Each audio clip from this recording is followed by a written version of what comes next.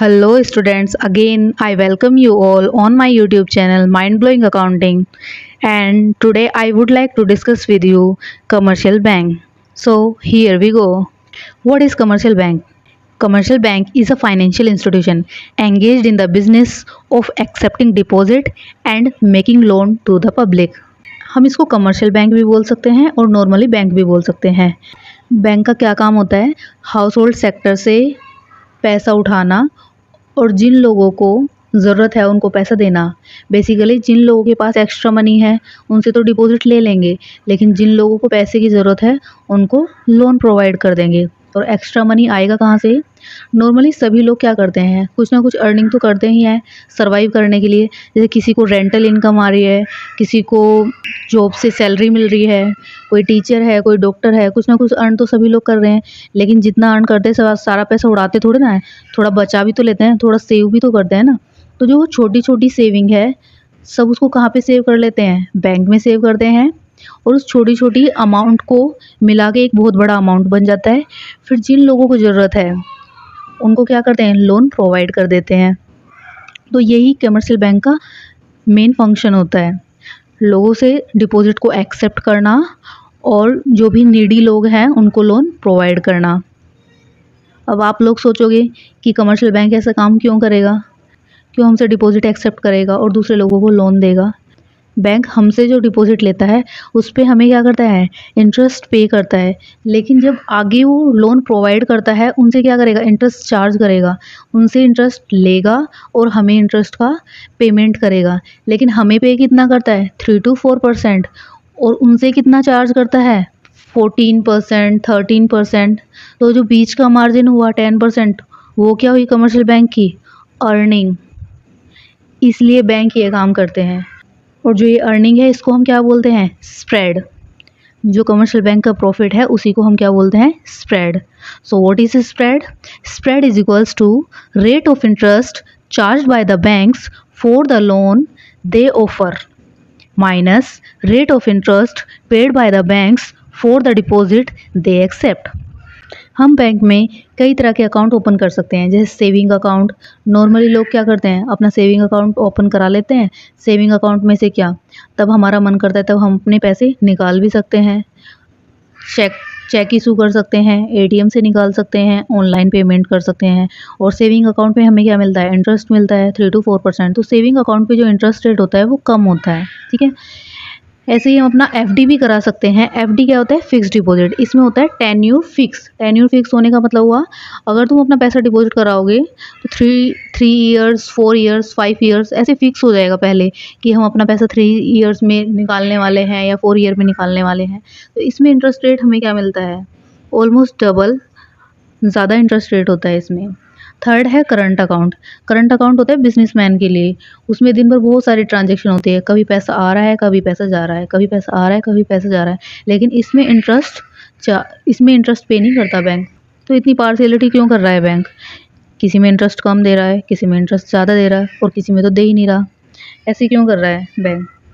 ऐसा इसलिए कर रहे हैं क्योंकि जितना फ्री होके बैंक हमारा पैसा यूज़ करेगा उतना ही हमें ज़्यादा इंटरेस्ट देगा। फिक्स डिपॉजिट में क्या है? बैंक को पता है कि अगर किसी पर्सन ने 3 years के लिए एफडी कराई है तो 3 साल से पहले तो वो हमसे पैसे मांगने आने वाला है नहीं, तो एकदम मस्त होके उस पैसे को यूज़ करने वाला है। तो हमें इंटरेस्ट भी क्या देगा? ज़्यादा देगा। लेकिन सेविंग अकाउंट में क्या है? हम अपने पैसे को यूज़ कर सकते हैं, लेकिन इसमें क्या होता है? ट्रांजेक्शन की लिमिट है। तो इसमें बैंक पैसा यूज़ तो करता है लेकिन थोड़ा डर डर के करता है, इसलिए इंटरेस्ट रेट क्या है? थोड़ा कम। लेकिन करंट अकाउंट में तो क्या हुआ? वो तो हमारा पैसा यूज़ कर ही नहीं पा रहा। सुबह से शाम तक कभी पैसे आ रहे हैं, कभी पैसे जा रहे हैं, कभी पैसे जा रहे हैं, कभी पैसे आ रहे हैं। तो उसका तो काम बढ़ गया तुम्हारे पैसे संभालने का। तो इसलिए उसमें इंटरेस्ट रेट नहीं देता और तुमसे चार्जेस लेता है करंट अकाउंट के लिए। Now basic functions of commercial banks. First one is accepting deposit. पहला फंक्शन क्या है कमर्शियल बैंक का? डिपॉजिट को एक्सेप्ट करना। A bank accept deposit from the public. People can deposit their cash as checkable deposit और non checkable deposit. Bank का first function क्या हुआ? डिपॉजिट को एक्सेप्ट करना। लेकिन ये लोगों की अपनी चॉइस है कि वो अपने डिपॉजिट को चेकेबल डिपॉजिट की तरह कराना चाहते हैं या फिर नॉन चेकेबल। इसमें डिफरेंस क्या हुआ, चेकेबल में हम क्या करेंगे, चेक इशू कर सकते हैं, मतलब हम अपने पैसे को यूज़ कर सकते हैं, डिमांड कर सकते हैं कभी भी। लेकिन नॉन चेकेबल में क्या करेंगे, तब तक हमने जो टाइम रखा है, जो फिक्स किया है time 5 years, 7 years, 3 years, 4 years, उससे पहले हम अपने पैसे को डिमांड नहीं कर सकते, कोई भी चेक इशू नहीं कर सकते। और फिक्स डिपॉजिट का दूसरा नाम क्या है, टर्म डिपॉजिट। तो ये लोगों की अपनी चॉइस है, उनको टैप चेकेबल डिपॉजिट कराना है या फिर नॉन चेकेबल डिपॉजिट कराना है। And second one is advancing loans. Bank advance loans to the producer for investment expenditure and to the consumer for consumption expenditure. Bank क्या करता है, लोन प्रोवाइड करता है, किसको करेगा, या तो प्रोड्यूसर को करेगा या तो कंज्यूमर को करेगा। प्रोड्यूसर क्या करेगा, लोन का इन्वेस्टमेंट करेगा। प्रोड्यूसर का काम क्या है, इन्वेस्टमेंट करना, गुड्स और सर्विसेज की सप्लाई करना। और कंज्यूमर क्या करेगा, कंज्यूमर तो कंज्यूम करेगा। कंज्यूमर तो लोन किस लिए लेता है, मौज मस्ती करने के लिए। तो कंज्यूमर क्या करेगा, जो प्रोड्यूसर ने गुड्स और सर्विसेज बनाए हैं ना, उसको डिमांड करेगा। और ये सब करने से क्या होगा, प्रोडक्शन भी ज़्यादा होगा और कंजम्पशन भी ज़्यादा होगा, क्योंकि प्रोड्यूसर तो क्या करेगा, प्रोडक्शन, और कंज्यूमर क्या करेगा, कंजम्पशन। तो बैंक के लोन प्रोवाइड करने की वजह से हमारी इकोनॉमी में प्रोडक्शन और कंजम्पशन दोनों ही ज़्यादा होंगे, और हमारा अल्टीमेट ऑब्जेक्टिव इकोनॉमिक ग्रोथ बढ़ाने का पर्पस जो हमारा है वो कंप्लीट हो जाएगा। Some other functions are also there, कुछ और भी काम है जो बैंक करता है, जैसे अंडरराइटिंग ऑफ सिक्योरिटीज़। आपने अकाउंट्स में पढ़ा होगा, शेयर्स को इशू करना, डिबेंचर्स को इशू करना। जो शेयर्स वगैरह इशू होते हैं, कंपनीज एक्ट के अकॉर्डिंग उनको 90% सब्सक्रिप्शन क्या हो जाता है, मैंडेटरी, कि 90% जो तुम्हारे शेयर्स हैं वो बिकने चाहिए। अब बैंक क्या करेगा, बैंक बोलता है इस चीज़ की गारंटी हम लेते हैं, हम तुम्हारे शेयर्स को बिकवाएंगे, और किसी कंडीशन में अगर शेयर्स नहीं सेल होते हैं तो उसको कौन खरीद लेगा, हम खरीद लेंगे। लेकिन इस बात के लिए बैंक क्या लेगा, charges, underwriting commission. Next one is it acts as an agent. Bank एक एजेंट की तरह भी काम करता है, जैसे अपने कस्टमर्स का इलेक्ट्रिसिटी बिल पे करना, ईएमआई का पेमेंट करना। तो ये क्या है, एक एजेंट की तरह काम करता है। पहले ये बहुत ज़्यादा मुश्किल काम हुआ करते थे, आज के टाइम पे तो ऑनलाइन पेमेंट होता है तो इजीली हो जाता है। नेक्स्ट फंक्शन क्या है, क्रेडिट फैसिलिटी। शॉपकीपर्स वगैरह जो होते हैं इनको क्रेडिट फैसिलिटी दी जाती है, कि सपोज दैट 5 लाख, 2 लाख, 3 लाख, इतने अमाउंट तक तुम क्या कर सकते हो, क्रेडिट में परचेज कर सकते हो। और जैसे जैसे धीरे धीरे उनका क्या होता है, सेल होता है, तो धीरे धीरे थोड़ा थोड़ा अमाउंट लौटा देते हैं, और जितना अमाउंट उन्होंने रिटर्न कर दिया उस पर उनको इंटरेस्ट नहीं देना, जो अमाउंट बचा हुआ है वो उसी पे इंटरेस्ट देंगे। नेक्स्ट है ओवरड्राफ्ट फैसिलिटी। सपोज है तुम्हारे अकाउंट में है 20,000 रुपीज़ और तुम्हें पे करना है 25,000 रुपीज़। लेकिन अगर बैंक को लगता है तुम उनके पुराने कस्टमर हो, ट्रस्टेबल हो, तो बैंक तुमको अलाउ कर देगा 25,000 पेमेंट करने के लिए। इसी को हम बोलेंगे ओवरड्राफ्ट फैसिलिटी। आईटीआर कंसल्टेशन का भी काम बैंक करता है। ये सब काम तो बैंक बहुत सारे करता है, लेकिन सबके लिए क्या करेगा, पैसे चार्ज करेगा। फिर फ्री में इधर कुछ नहीं होना। कुछ और भी इम्पोर्टेंट पॉइंट्स हैं जिनको आपको एग्ज़ाम में याद रखना है, जैसे commercial bank function under the control of RBI. RBI की सारी बातें कमर्शियल बैंक को माननी ही पड़ेंगी। आरबीआई के अगेंस्ट कोई भी कमर्शियल बैंक नहीं जा सकता। आरबीआई कौन है, बैंकों का बाप है, इसलिए सभी कमर्शियल बैंक को सारे रूल्स और रेगुलेशंस फॉलो करने पड़ते हैं आरबीआई के। नेक्स्ट वन इज़ जो नॉर्मल पब्लिक है वो किसके साथ डील करती है, बैंक के साथ। अगर हमें डिपॉजिट करना है हम बैंक में जाते हैं, लोन चाहिए तो हम बैंक में जाते हैं। लेकिन अगर कोई सोचने लगे कि हम तो आरबीआई में ही अकाउंट खुलवाएंगे, आरबीआई से जाके लोन लेंगे, बैंक तो अच्छे से फैसिलिटीज़ नहीं दे रहे, तो ऐसा पॉसिबल नहीं है। नॉर्मल पब्लिक आरबीआई में नहीं जा सकती। Next one is it is not n naught issuing authority. कोई भी कमर्शियल बैंक नोट नहीं छापता। नोट छापने का काम किसका है, आरबीआई का। And the last one is it focuses on profit maximisation. सभी कमर्शियल बैंक प्रॉफिट मैक्सिमाइजेशन पे फोकस करते हैं। इनका एक ही नारा है, अपना काम बनता भाड़ में जाए जनता, इनको प्रॉफिट कमाना है। So this was all about commercial bank. आपको मेरा लेक्चर कैसा लगा आप कमेंट सेक्शन में बता सकते हैं। और अगर आप मेरे चैनल पे नए हैं so please like, share and subscribe my channel.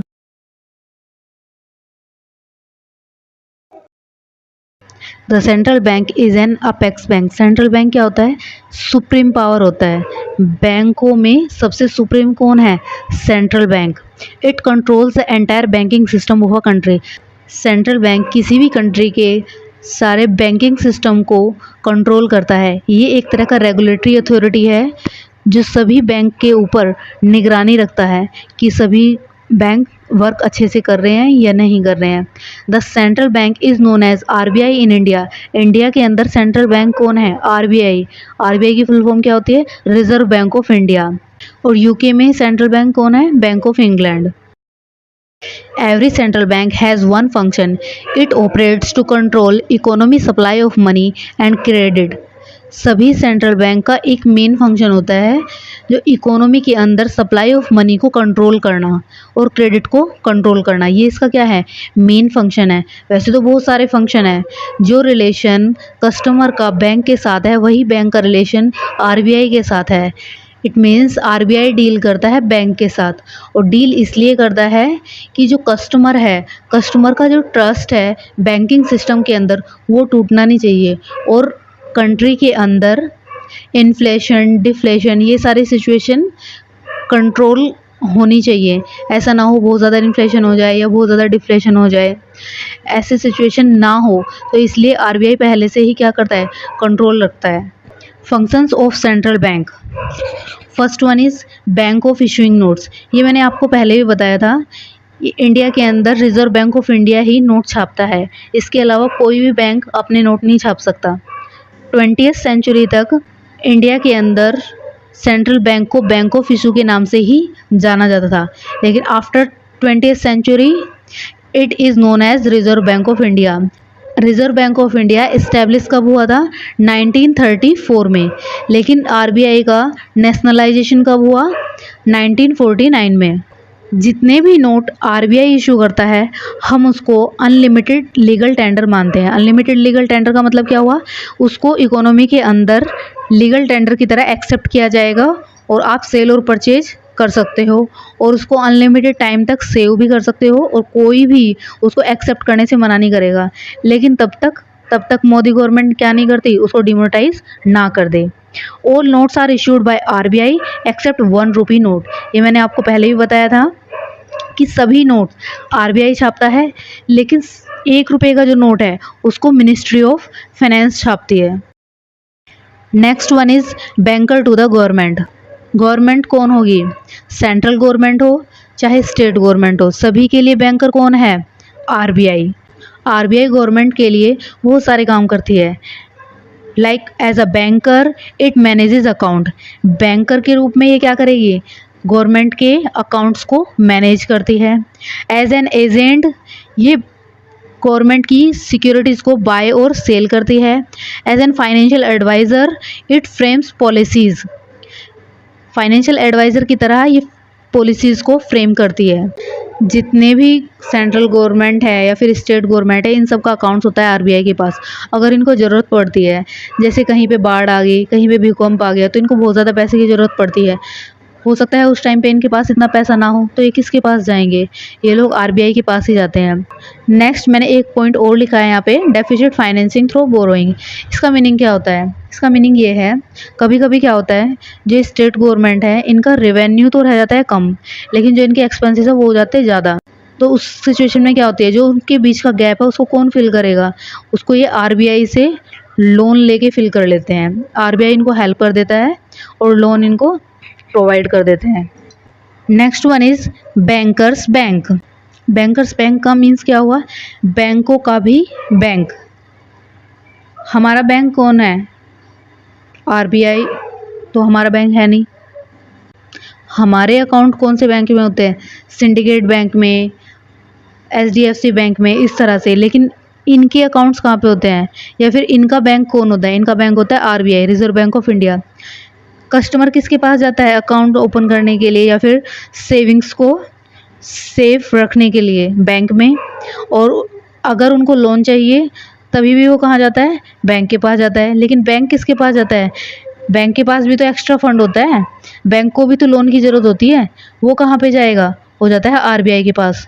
वो आरबीआई क्या करता है? जो बैंक्स के एक्स्ट्रा फंड होते हैं उनको डिपॉजिट की तरह एक्सेप्ट करता है, और अगर शॉर्टेज ऑफ फंड है बैंक के पास तो उसको लोन भी ऑफर करता है।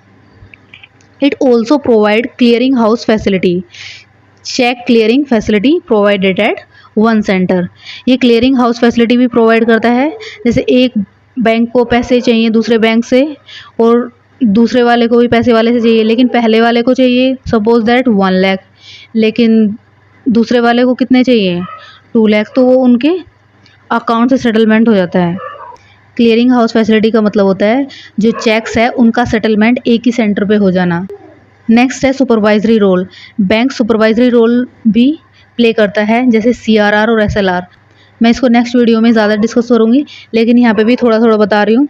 CRR की फुल फॉर्म होती है कैश रिजर्व रेशो, और SLR होता है स्टैट्यूटरी लिक्विडिटी रेशो। CRR में क्या होता है, बैंक एक स्पेसिफिक परसेंटेज, इतना स्पेसिफिक परसेंटेज तुम्हें RBI के पास रखना ही पड़ेगा, और SLR के अंदर भी ऐसा ही है कि एक स्पेसिफिक परसेंटेज तुम्हें RBI के पास नहीं, तुम्हें खुद के पास रखना पड़ेगा, लेकिन in the form of gold और securities. Lender of the last resort. Lender of the last resort का मीनिंग क्या होता है, कभी कभी ऐसा होता है ना कि आप सिचुएशन में फंस जाते हो, कोई भी काम नहीं आता, लेकिन लास्ट में कोई तुम्हारा फास्ट फ्रेंड या फिर तुम्हारा कोई क्लोज सिबलिंग काम आता है। इसी तरीके से कभी कभी बैंक्स के साथ भी ऐसा होता है कि उनको पैसे की बहुत ज़रूरत होती है, लेकिन उनकी हेल्प कोई नहीं करता, तो उस टाइम पे हेल्प उनकी कौन करता है, RBI। Customer start withdrawing their deposit. Customer क्या कर रहे हैं, कभी कभी कोई र्यूमर आ गया या फिर हो जाता है कि कस्टमर आके विड्रॉ करना स्टार्ट कर देते हैं। बैंक तो एक एस्टिमेट लगा के बैठा होता है कि इतना पैसा कस्टमर लेने के लिए आएंगे, लेकिन अगर उस एस्टिमेट से बहुत ज़्यादा ऊपर लोग पैसे अपने मांगने आ जाते हैं, और बैंक तो क्या करता है, एक तरफ से पैसा लेता है और दूसरी तरफ लोन प्रोवाइड करता है। बैंक लोन प्रोवाइड करके बैठा हुआ है, उसके पास पैसे हैं ही नहीं। Vote bank can not effort, जो बैंक पे ही नहीं कर सकता, इमरजेंसी वाली सिचुएशन आ गई, lender of last resort to cope up with crisis of confidence. तो उस सिचुएशन में अगर बैंक ये बोल दे कि जो पैसा तुमने हमारे पास रखा था वो तो मैंने किसी तीसरे बंदे को लोन पे दे दिया, अब मैं तुम्हें पैसे कैसे दूं, और लोगों को तो ज़रूरत है, तो उस टाइम पे लोगों का जो कॉन्फिडेंस है वो बैंकिंग सिस्टम से ख़त्म हो जाएगा, और लोग उसके बाद क्या, लोग तो वही सोचेंगे इस बार तो दे दिया तुमको, नेक्स्ट टाइम तो तुमको देने वाले नहीं है, तो उससे क्या हमारी इकोनॉमी का तो नुकसान होगा ना। इसलिए RBI ऐसी सिचुएशन में बैंक्स को लोन प्रोवाइड कर देता है और लोगों का ट्रस्ट टूटने नहीं देता। Next one is clearing house function. यहाँ मैं आपको एक एग्जांपल से बता रही हूँ। Bank A receive a cheque of ₹10,000 drawn on bank B, and bank B receives a cheque of ₹15,000 drawn on bank A। Bank A है, उसको बैंक B से कितने लेने हैं 10,000, लेकिन बैंक B को कितने लेने हैं A से 15,000। तो जो इनका सेटलमेंट है वो किससे हो जाएगा, अकाउंट से ही हो जाएगा, पैसे ट्रांसफ़र करने की ज़रूरत नहीं होगी, और उससे हमें क्या हेल्प होगी, जो रिक्वायरमेंट ऑफ कैश है वो ज़्यादा नहीं होगी, वो रिड्यूस हो जाएगी। तो ये क्या हुई, बैंक की clearing house function. Last but not the least, control of credit. ये बैंक का सबसे इम्पोर्टेंट फंक्शन है, ये एग्ज़ाम में बहुत पूछा जाता है और बहुत बहुत बहुत ज़रूरी है, इसको अच्छे से देखना। कंट्रोल ऑफ क्रेडिट, इंक्रीज और decrease in supply of money. Money की सप्लाई को बढ़ाना और मनी की सप्लाई को घटाना। किस सिचुएशन में, इसकी दो सिचुएशन हो सकती हैं, ड्यूरिंग इन्फ्लेशन और ड्यूरिंग डिफ्लेशन। इन्फ्लेशन का मीनिंग क्या होता है, जब इकोनॉमी में बहुत ज़्यादा पैसा हो जाता है, सारी चीज़ें महंगी महंगी होती चली जाती हैं, और तब क्या उस सिचुएशन में क्या होगा, इसका मतलब लोगों के पास बहुत पैसा है, सब पैसे वाले हैं, किसी के पास कोई कमी नहीं है। तो आपको क्या लगेगा, ये तो अच्छी बात है, सब पैसे वाले हैं, फिर क्या दिक्कत है। दिक्कत ये है अगर कोई भी चीज़ हद से ज़्यादा हो जाती है तो उसकी वैल्यू नहीं होती, ये आपने डिमांड में भी पढ़ा होगा। सपोज दैट क्वांटिटी तो लिमिटेड है ना, रिसोर्सेज तो लिमिटेड है। अगर आपके पास कोई एक प्रोडक्ट है, उसको एक बंदा लेने आया और बोला मुझे दे दो इसको, फिर दूसरे वाला आया बोला मैं इससे ज़्यादा पेमेंट करूँगा मेरे को दे दो, फिर तीसरे वाला आया मैं इन दोनों से ज़्यादा पेमेंट करूँगा मुझे दे दो, फिर क्या होगी, मारा मारी हो जाएगी। और इसके अपोजिट हम देखें डिफ्लेशन, डिफ्लेशन में क्या होगा, सारी चीज़ें मंदी हो जाएगी, लोगों के पास पैसा ही नहीं है, पैसा नहीं होगा तो वो कुछ भी डिमांड करेंगे नहीं, क्योंकि उनकी कैपेसिटी तो है नहीं पे करने की। अगर वो कुछ डिमांड नहीं करेंगे तो प्रोड्यूसर बनाना बंद कर देंगे, प्रोड्यूसर बनाना बंद कर देंगे, लोगों की जॉब छूट जाएंगी। बेरोजगारी हो जाएगी, लोगों के पास पैसा नहीं होगा, खाने को नहीं होगा। तो ये सिचुएशन भी क्या हेल्दी तो है नहीं हमारी इकोनॉमी के लिए। तो इन दोनों ही सिचुएशन को कंट्रोल करने के लिए आरबीआई क्या करता है, अगर इन्फ्लेशन है तो सप्लाई ऑफ मनी को रोक देता है, और अगर डिफ्लेशन है तो सप्लाई ऑफ मनी को बूस्ट करता है, बढ़ाता है। और करेगा कैसे, सपोज दैट इन्फ्लेशन है तो उस केस में वो बॉन्ड इशू कर देता है, और तुम्हारे पास क्या आ जाएगा, अ पीस ऑफ पेपर, और तुम खुश हो जाओगे। और पैसे किसको दे के बैठ जाओगे, आरबीआई को, वही तो वो चाहता है। और दूसरी सिचुएशन में क्या होगा, तुमसे बॉन्ड वापस ले लेगा और तुमको पैसे दे देगा। दोनों सिचुएशन क्या हो जाएंगी, बैलेंस हो जाएंगी। इंटरेस्ट रेट भी से भी कर सकते हैं, इन्फ्लेशन के टाइम पे क्या करेंगे, इंटरेस्ट रेट बढ़ा देंगे। अगर तुम्हें सेविंग्स पे इंटरेस्ट रेट ज़्यादा मिलने लगे तो तुम अपना फंड्स कहाँ पार्क करोगे, बैंक में जाके करोगे। और अगर लोन प्रोवाइड करने के टाइम पे, लोन ऑफर करने के टाइम पे बैंक तुमसे ज़्यादा चार्ज करने लगे तो तुम क्या सोचोगे, हम क्यों लेंगे आज लोन, हम तो तब सस्ता होगा तब ले लेंगे। तो इस तरह से इकोनॉमी में क्या होगा, पैसा कम हो जाएगा, और ज़्यादा पैसा किसके पास चला जाएगा, आरबीआई के पास। यही वो चाहता था। दूसरा, डिफ्लेशन में क्या होगा, इंटरेस्ट रेट कम कर दिया जाएगा। इंटरेस्ट रेट कम कर दिया जाएगा तो लोग क्या करेंगे, लोन ज़्यादा लेंगे, अपना फंड्स भी क्या करेंगे, जब इंटरेस्ट मिलना ही नहीं है तो अपने पास उनको यूज़ करना चाहेंगे। तो इसलिए इकोनॉमी में पैसा क्या हो जाएगा, ज़्यादा, लोग ज़्यादा से ज़्यादा लोन लेंगे और ज़्यादा से ज़्यादा खर्च करेंगे। सिचुएशन क्या हो जाएगी, ठीक हो जाएगी। So it was all about reserve Bank of India. आपको मेरा वीडियो कैसा लगा आप मुझे कमेंट सेक्शन में बता सकते हैं।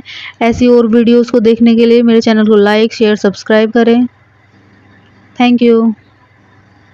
Hello students, again I welcome you all on my YouTube channel Mind Blowing Accounting, and today I would like to discuss with you how does the central bank control money supply। मैंने आपको last video में बताया था कि RBI जो हमारा central bank है उसका जो मेन फंक्शन है वो है मनी सप्लाई को कंट्रोल करना। तो आज वाली वीडियोस में मैं आपके साथ डिस्कस करूंगी कि मनी सप्लाई को कैसे कंट्रोल करता है RBI. There are two methods of monetary policy। there are two methods, quantitative and qualitative। Quantitative में आता है bank rate, repo rate, cash reserve ratio, statutory liquidity ratio, open market operations. ये कुछ rates हैं। इसके अंदर बैंक क्या करेगा, इन्फ्लेशन या डिफ्लेशन के अकॉर्डिंग कभी तो रेट को अप करेगा और कभी करेगा down. It depends on inflation और डिफ्लेशन। इन्फ्लेशन और डिफ्लेशन क्या होता है, इन्फ्लेशन की सिचुएशन में क्या होता है, इकोनॉमी के अंदर महंगाई हो जाती है। महंगाई में क्या होगा, सारी चीज़ें महंगी होती चली जाती हैं और लोगों के पास बहुत ज़्यादा पैसा हो जाता है। ये इकोनॉमी के लिए अच्छा नहीं होता। कुछ लोगों को लगेगा कि बहुत ज़्यादा पैसा तो अच्छा है लोगों के पास, सभी के पास पैसा हो, कोई परेशान ना हो। लेकिन ऐसा नहीं है। ज़्यादा पैसा होने से भी क्या होगा, लोग बहुत ज़्यादा डिमांड करना शुरू कर देंगे। लेकिन हमारे रिसोर्सेज तो क्या है, लिमिटेड। हमारी एक लिमिट है, हम अपनी लिमिट के अकॉर्डिंग ही प्रोड्यूस कर सकते हैं। अगर लोगों के पास ज़्यादा पैसा होगा तो वो बोलेंगे कि हमसे ज़्यादा चार्ज कर लो, हम ज़्यादा पेमेंट कर देंगे और हमें दे दो। तो वो वाली सिचुएशन क्या है, अच्छी नहीं है। उससे ज़्यादा डिमांड होने की वजह से और भी ज़्यादा प्राइस क्या करेंगे, हाई। और ये सिचुएशन जो लोग बिलो पॉवर्टी लाइन है उनके लिए बहुत ज़्यादा डेंजरस है, क्योंकि जो लोग 2 रुपए की रोटी मैनेज नहीं कर सकते वो 3 की कैसे करेंगे, वो तो भूखे मर जाएंगे। तो ये वाली सिचुएशन भी अच्छी नहीं है। अगर हम बात करें डिफ्लेशन की, उसमें क्या होता है, मंदी होती है, उसमें डिमांड ही नहीं है, चीज़ें सस्ती सस्ती सस्ती होती जा रही हैं, लोग डिमांड ही नहीं कर रहे क्योंकि लोगों के पास पैसा है ही नहीं। प्रोड्यूसर क्या करे, बना रहे हैं सामान को, लेकिन लोग कोई खरीदने वाला है ही नहीं।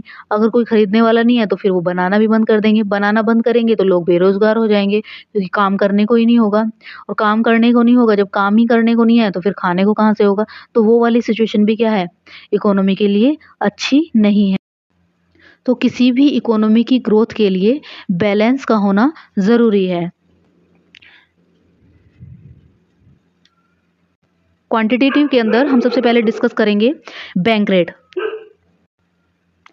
What is bank rate? Bank rate is the rate at which commercial bank can borrow money from the RBI। Bank rate वो रेट है जिस रेट पे कमर्शियल बैंक बोरो करता है पैसा, किससे, आरबीआई से। अगर नॉर्मल लोगों को, पब्लिक को लोन चाहिए तो पब्लिक कहाँ पे जाती है, कमर्शियल बैंक के पास, जैसे एचडीएफसी, सिंडिकेट बैंक, इस तरह से। और एचडीएफसी या फिर सिंडिकेट बैंक है, ये क्या करते हैं, इंटरेस्ट चार्ज करते हैं कस्टमर से। लेकिन अगर कमर्शियल बैंक को लोन चाहिए तो ये कहाँ पे जाएगा? ये आरबीआई के पास जाएगा, अपेक्स बैंक के पास जाएगा। अगर कमर्शियल बैंक कस्टमर से इंटरेस्ट चार्ज करता है लोन लेने पे, तो आरबीआई भी तो इंटरेस्ट चार्ज करेगा ना कमर्शियल बैंक से। तो जिस रेट पे आरबीआई एचडीएफसी या फिर सिंडिकेट बैंक को लोन प्रोवाइड करता है, उसी रेट को क्या बोलते हैं? बैंक रेट बोलते हैं। अब इस बैंक रेट का क्या रोल है मॉनेटरी पॉलिसी के अंदर? अच्छा, मुझे एक बात बताओ, अगर कमर्शियल बैंक को आरबीआई से 6% पे लोन मिला है, तो क्या कमर्शियल बैंक कस्टमर को भी 6% पे ही लोन प्रोवाइड कर देंगे? नहीं। अगर वो 6 पे ही करने लगे तो वो क्या कमाएंगे? लड्डू। तो फिर वो क्या करेंगे? 6 से तो अप ही करने वाले हैं, या तो 8 या तो 10 ऐसे चार्ज करेंगे, क्योंकि उनको भी तो अर्निंग करनी है ना। तो इसका मतलब क्या हुआ? जितना बैंक रेट ज़्यादा होगा उतना ही ज़्यादा कमर्शियल बैंक कस्टमर से चार्ज करेंगे। अगर हमें इन्फ्लेशन को ठीक करना है, इन्फ्लेशन के केस में क्या करेगा आरबीआई? बैंक रेट को ज़्यादा कर देगा, क्योंकि उसे तो क्या करना है? लोगों की जेब से पैसा निकालना है। तो बैंक रेट ज़्यादा करने से क्या होगा? अगर कमर्शियल बैंक को ही महंगा मिल रहा है लोन, आगे भी लोन महंगा जाएगा। अगर लोन महंगा होगा तो लोग लोन कम लेना पसंद करेंगे, कम पसंद करेंगे तो पैसा कम हो जाएगा और इकोनॉमी में इन्फ्लेशन की सिचुएशन ठीक हो जाएगी। इसके अपोजिट अगर डिफ्लेशन है तो आरबीआई क्या चाहता है? लोगों के पास पैसा जाए। लोगों के पास पैसा कैसे जाएगा? बैंक रेट को क्या कर दिया जाएगा? कम। अगर एचडीएफसी या फिर कमर्शियल बैंक जितने भी हैं, इनको खुद ही लोन सस्ता मिलेगा, तो आगे भी ये थोड़ा सस्ता ही भेजेंगे। तो उससे क्या होगा? हमारे डिफ्लेशन की सिचुएशन ठीक हो जाएगी। इंटरेस्ट रेट कम होने की वजह से लोग लोन ज़्यादा लेंगे और ज़्यादा लेने से क्या होगा? इकोनॉमी में ज़्यादा पैसा जाएगा। Second one is repo rate. Repo rate क्या है? जैसे बैंक रेट है ना, उससे थोड़ा सा ही अलग है ये रेपो रेट। बैंक रेट में क्या होता था? बैंक रेट में भी कमर्शियल बैंक किससे लोन ले रहे थे? आरबीआई से। रेपो रेट में भी कमर्शियल बैंक आरबीआई से ही लोन लेंगे, लेकिन इस बार वो शॉर्ट टर्म के लिए लेंगे और दूसरा आरबीआई इस बार कोलेटरल सिक्योरिटीज़ रखवाएगी अपने पास। बिना कोलेटरल सिक्योरिटीज़ के आरबीआई कमर्शियल बैंक को लोन नहीं देगी। बस यही डिफरेंस है। It relates to the loan offered by the RBI to the commercial bank not without collateral security. ये वो लोन है जो आरबीआई ऑफर कर रही है किसको? कमर्शियल बैंक को, लेकिन बिना कोलेटरल सिक्योरिटी के नहीं। तो कोलेटरल सिक्योरिटी लेके आरबीआई शॉर्ट टर्म पीरियड के लिए जो लोन ऑफर कर रही है और जिस रेट पे कर रही है, उसी को हम क्या बोलते हैं? Repo rate. अगर इकोनॉमी में इन्फ्लेशन की सिचुएशन है तो रेपो रेट को क्या कर दिया जाएगा? ज़्यादा। रेपो रेट ज़्यादा करने से क्या होगा? डिमांड क्या हो जाएगी? कम, और सप्लाई ऑफ क्रेडिट इकोनॉमी के अंदर कम हो जाएगी और हमारी इन्फ्लेशन की सिचुएशन भी ठीक हो जाएगी। और अगर हम डिफ्लेशन की बात करें तो उस केस में डिफ्लेशन में रेपो रेट कम कर दिया जाएगा। लोन कमर्शियल बैंक आगे जब पब्लिक को देंगे तो वो सस्ता देंगे। सस्ता लोन देने की वजह से लोग ज़्यादा डिमांड करेंगे और लोगों के पास पैसा जाएगा और उससे हमारी डिफ्लेशन की सिचुएशन ठीक हो जाएगी। Third one is cash reserve ratio. Cash reserve ratio क्या होता है?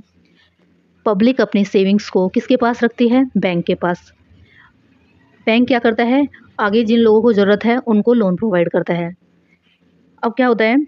सपोज दैट पब्लिक ने 1000 रुपीज़ डिपॉजिट कराए किसके पास? बैंक के पास।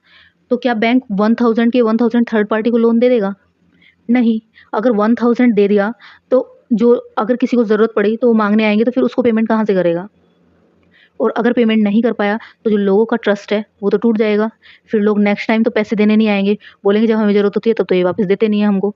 तो इसलिए आरबीआई क्या करता है? पास्ट एक्सपीरियंस के बेसिस पे एक स्पेसिफिक परसेंटेज फिक्स करता है कि जितना डिपॉजिट तुम्हारे पास आया उसका एक फिक्स परसेंटेज कैश रिजर्व की तरह तुम्हें आरबीआई के पास रखना पड़ेगा। तो अगर कोई ऐसी सिचुएशन हुई कि कमर्शियल बैंक पेमेंट नहीं कर पाया पब्लिक को, तो उस केस में उस कैश रिजर्व से कमर्शियल बैंक पब्लिक को पेमेंट कर सकता है। So, this refers to the proportion of total deposit of the commercial bank which they must keep as cash reserve with the RBI. It is fixed by the central bank. इसको कौन fix करता है? Central bank fix करता है। मैं फिर से एक बार बता रही हूँ, जो पब्लिक डिपॉजिट रखती है अपना बैंक के पास, उसी डिपॉजिट का एक specific percentage commercial bank RBI के पास रखता है। उसी को हम कैश रिजर्व रेशियो बोलते हैं और इसको आरबीआई फिक्स करता है। इसको आरबीआई इंक्रीज भी कर सकता है और डिक्रीज भी कर सकता है। इसको मेंटेन करना कंपलसरी है, इसलिए हम इसको लीगल रिजर्व रेशियो भी बोलते हैं। अब इसी के अंदर एक और कंसेप्ट है जो है क्रेडिट मल्टीप्लायर का। क्रेडिट मल्टीप्लायर क्या होता है? अगर तुम्हें आसान भाषा में समझना है तो क्रेडिट मल्टीप्लायर है पैसे से पैसा बनाना। कितने गुना पैसा बैंक हमारे पैसे से बना पाएगा, यही है क्रेडिट मल्टीप्लायर।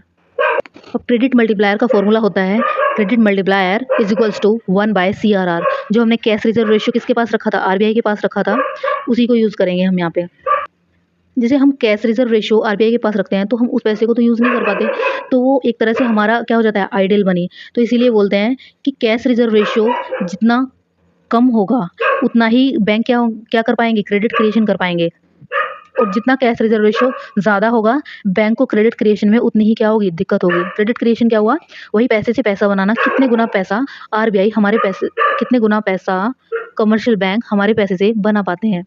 एग्जाम्पल के लिए सपोज दैट 1000 रुपीज़ पब्लिक ने डिपॉजिट कराया कमर्शियल बैंक के पास। अब आरबीआई ने सपोज दैट 10% सीआरआर फिक्स कर दिया। अब 10% फिक्स किया तो 1000 का 10% कितना हो जाएगा, 100 रुपीज़। अब 100 रुपीज़ तो कमर्शियल बैंक को किसके पास रखना पड़ेगा, आरबीआई के पास, कैश रिजर्व रेशियो की तरह। अब बचे कितने, 900 रुपीज़।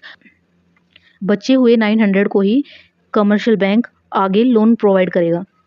क्रेडिट मल्टीप्लायर के अंदर हमें दो एजम्पशन भी माननी होती हैं। एक तो ये कि सारी जो ट्रांजैक्शन है वो बैंक के थ्रू होंगी, और दूसरा जितने भी बैंक हैं वो सभी एक यूनिट है। तो इस तरह से जो 900 हम लोन प्रोवाइड करते हैं वो हम कैश में नहीं करते, हम एक एंट्री पास करते हैं। जिसको भी लोन चाहिए उसके अकाउंट में एक क्रेडिट एंट्री होगी। अब जिसने लोन ले लिया वो भी तो आगे किसी ना किसी को पेमेंट करेगा, और जिसको पेमेंट करेगा वो भी अपना पैसा जब खर्चेगा तो कहाँ पे डिपॉजिट करेगा, किसी के भी पास जाए। डिपॉजिट तो आगे उसने बैंक में ही करना है क्योंकि सारी ट्रांजेक्शन बैंक में हो रही है। अब फिर से 900 रुपीज़ आया, अब 900 का फिर से हम सीआरआर 10% कहाँ पे रख देंगे, आरबीआई के पास रख देंगे, और बाकी बचे हुए 810 रुपीज़ फिर से लोन पे दे देंगे। तो ये हम कब तक करते रहेंगे, ये हम तब तक करते रहेंगे तब तक हमारा जो आंसर है क्रेडिट मल्टीप्लायर का उससे मैच ना करे। सपोज दैट हमारा 1000 रुपीज़ था अमाउंट, तो यहाँ पे 10% का आंसर कितना आ रहा है, 10 टाइम्स। तो 1000 का 10 टाइम्स तब तक हम नहीं बना लेते, तब तक ऐसे ही करते रहेंगे। तो यही है क्रेडिट मल्टीप्लायर। और क्रेडिट मल्टीप्लायर का कैलकुलेशन किसकी हेल्प से हो रहा है, सीआरआर की हेल्प से। यहाँ पे मैंने दो एग्जांपल लिए हैं कि एक केस में सीआरआर 10% है और दूसरे केस में कितना है, 20%। तो क्रेडिट मल्टीप्लायर को हम के से भी डिनोट करते हैं, तो के is equals to 1/CRR। CRR हमारा 10% है, इसलिए 1/10%। परसेंटेज का साइन हटाएंगे तो ऊपर 100 आ जाएगा, 0 से 0 कैंसिल, 10 टाइम्स। तो अगर हमारा सीआरआर 10% है तो इसका मतलब बैंक हमारे पैसे से 10 गुना पैसा बना पाएगा। और सीआरआर अगर हमारा 20% है तो के is equals to 1/CRR। CRR हमारा 20% है तो 1/20%, परसेंटेज का साइन हटेगा तो ऊपर आएगा 100। 20 से 100 को डिवाइड करते तो 5 टाइम्स आएगा। RBI raises CRR to correct inflation. अगर इन्फ्लेशन की सिचुएशन को करेक्ट करना है तो आरबीआई सीआरआर को क्या कर देगा, बढ़ा देगा। सीआरआर बढ़ाने से क्या होगा, कमर्शियल बैंक को ज़्यादा पैसा आरबीआई के पास रखना पड़ेगा, तो उसके पास कम पैसा बचेगा क्रेडिट क्रिएशन करने के लिए। वो पैसे से पैसा बनाने के लिए उसके पास कम पैसा बचेगा, इसलिए इकोनॉमी में पैसा कम हो जाएगा और इन्फ्लेशन की सिचुएशन क्या होगी, ठीक हो जाएगी। And lower it to correct deflation. और डिफ्लेशन की सिचुएशन को करेक्ट करने के लिए क्या करेगा, इसको कम कर देगा। सीआरआर कम रखेंगे तो बैंक क्या कर पाएंगे, क्रेडिट क्रिएशन ज़्यादा कर पाएंगे। Fourth one is statutory liquidity ratio. जैसे कमर्शियल बैंक को कैश रिजर्व रेशियो किसके पास रखना पड़ता है, आरबीआई के पास, ऐसे ही स्टैट्यूटरी लिक्विडिटी रेशियो भी आरबीआई ही फिक्स करता है। और इसको कमर्शियल बैंक को आरबीआई के पास नहीं रखना है, इसको खुद के पास ही रखना है, लेकिन किसकी फॉर्म में, लिक्विड असेट्स की फॉर्म में। So this refers to liquid assets of commercial bank which they must maintain as a minimum percentage of their total deposit. अपने टोटल डिपॉजिट का मिनिमम परसेंटेज कमर्शियल बैंक को अपने ही पास रखना है, liquid assets की form में रखना है। और लिक्विड असेट्स का मतलब क्या है, cash, gold and approved securities. और इसको भी बैंक क्या करेगा, इन्फ्लेशन की सिचुएशन में तो क्या कर देगा, बढ़ा देगा, जिससे कि बैंक ज़्यादा मनी क्रिएट ना कर पाए और इन्फ्लेशन की सिचुएशन ठीक हो जाए। और डिफ्लेशन की सिचुएशन में क्या करेगा, एसएलआर को कम कर देगा, जिससे कि बैंक ज़्यादा मनी क्रिएशन कर पाए और लोगों के पास ज़्यादा पैसा पहुँचे। Fifth one is open market operation. It refers to the sale and purchase of securities in the open market by the central bank. Open market operation का मतलब क्या होता है, सेंट्रल बैंक क्या करेंगे, गवर्नमेंट के बिहाफ पे गवर्नमेंट सिक्योरिटीज़ को ओपन मार्केट में सेल या परचेज करेंगे। इसका एग्जांपल है नेशनल सेविंग सर्टिफिकेट्स। अगर आरबीआई को इन्फ्लेशन की सिचुएशन को करेक्ट करना है तो ये क्या करेंगी, सिक्योरिटीज़ को सेल कर देंगी। अगर सिक्योरिटीज़ को सेल कर देंगी तो पब्लिक को क्या करना पड़ेगा, पेमेंट करना पड़ेगा और पब्लिक के पास चला जाएगा सिक्योरिटीज़। तो पब्लिक की जेब से तो पैसा निकल गया और यही चाह रही थी बैंक। दूसरी सिचुएशन क्या है, डिफ्लेशन की। उस केस में क्या करेगी, उन्हीं सिक्योरिटीज़ को बाय कर लेगी। अब सिक्योरिटीज़ को बाय करेगी तो अब क्या करेगा, बैंक पेमेंट करेगा और लोगों के पास क्या चला जाएगा, पैसा। और यही चाहती थी बैंक और डिफ्लेशन की सिचुएशन क्या हो जाएगी, करेक्ट हो जाएगी। Now it's time to discuss qualitative instrument of monetary policy, and first one is margin requirement. What is margin requirement? Margin requirement refers to the difference between the current value of security offered for loan and the value of loan granted. Margin requirement क्या है? Suppose that तुम्हें चाहिए loan, कितना, 80 लाख का, लेकिन अगर bank loan देगा तो उसके अगेंस्ट कुछ सिक्योरिटीज़ भी तो चाहिए। ऐसे थोड़ी ना फ्री फंड में तुम्हें लोन दे के बैठ जाएगा और तुम थोड़े दिनों बाद बना कर देना कि हमारे पास तो पैसे हैं ही नहीं। ऐसे तो दुनिया बैंक को लूट लेगी। इसलिए बैंक क्या करता है, अगर लोन देता है तो उसके अगेंस्ट कुछ सिक्योरिटीज़ भी रखता है। अगर तुम्हें 80 लाख का लोन चाहिए तो सपोज दैट तुम्हारी जो प्रॉपर्टी है वो 1 करोड़ की है, 1 करोड़ की प्रॉपर्टी तुम्हें क्या करनी पड़ेगी, गिरवी रखनी पड़ेगी। तो जो ये 1 करोड़ और 80 लाख के बीच का गैप है, इसी को हम मार्जिन रिक्वायरमेंट बोलते हैं। तो लोन तुम्हें कितना मिला, 80 लाख। घर तुमने कितने का गिरवी रख दिया, 1 करोड़ का।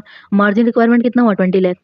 तो अगर आरबीआई चाहती है सप्लाई ऑफ क्रेडिट इकोनॉमी में बढ़ जाए तो मार्जिन रिक्वायरमेंट को क्या कर देगी, कम। क्योंकि मार्जिन रिक्वायरमेंट कम करते ही लोग क्या करेंगे, ज़्यादा लोन लेना पसंद करेंगे। और अगर आरबीआई चाहती है सप्लाई ऑफ क्रेडिट क्या हो जाए, कम, लोगों के पास पैसा जाए कम, तो मार्जिन रिक्वायरमेंट को बढ़ा देगी और लोग लोन को लेना कम पसंद करेंगे। Second one is rationing of credit. Rationing of credit का मतलब होता है क्रेडिट कोटा को फिक्स कर देना। स्पेसिफिक सेक्टर में स्पेसिफिक अमाउंट बता देना कि इस सेक्टर को सिर्फ इतना ही लोन प्रोवाइड करना है और इस सेक्टर को इतना ही। आरबीआई जिस सेक्टर को प्रमोट करना चाहेगी उसकी क्रेडिट कोटा लिमिट क्या होगी, ज़्यादा, और जिस सेक्टर को प्रमोट करना नहीं चाहती उसकी लिमिट क्या हो जाएगी, कम। और कोई भी बैंक उस लिमिट को क्रॉस नहीं कर सकता। Rationing of credit refers to fixation of credit quota for different business activities. Last one is moral suasion. Moral suasion क्या होता है, सेंट्रल बैंक कुछ डायरेक्टिव्स बताती है, कुछ डायरेक्शंस देती है, किसको, मेंबर बैंक्स को। सपोज दैट इन्फ्लेशन है, इन्फ्लेशन में आरबीआई क्या बोलेगी बैंक से कि लोन कम प्रोवाइड करो, इंटरेस्ट लोन कम प्रोवाइड करो, इंटरेस्ट रेट बढ़ा दो। तो इस तरह की डायरेक्शंस देती है किसको, बैंक्स को। लेकिन अगर बैंक ना माने तो बैंक बोले अगर हमने बैंकिंग का काम शुरू किया है तो पैसा कमाने के लिए तो किया है, तुमने तो बोल दिया, अभी तो हमने बैंक ओपन ही किया था, अभी तो हमने बैंक का काम स्टार्ट ही किया था और आप लोग बोल रहे हो कि लोन प्रोवाइड मत करो, लोन प्रोवाइड करो तो महंगा दो, महंगा देंगे तो कोई लेगा नहीं, तो हमारा काम कैसे चलेगा। पहले तो सेंट्रल बैंक क्या करेगा, डायरेक्शन देता है बड़े प्यार से, अगर नहीं मानते तो फिर प्रेशर से बोलता है कि बात मान लो, फिर भी नहीं मानते तो क्या करेगा बैंक, फिर भी नहीं मानते तो लाइसेंस कैंसिल कर सकता है आरबीआई। तो इसलिए चुपचाप से आरबीआई की बात मान लेनी चाहिए। So it was all about monetary policies of central bank. आपको मेरा वीडियो कैसा लगा आप कमेंट सेक्शन में बता सकते हैं। So please like, share and subscribe my channel. Thank you.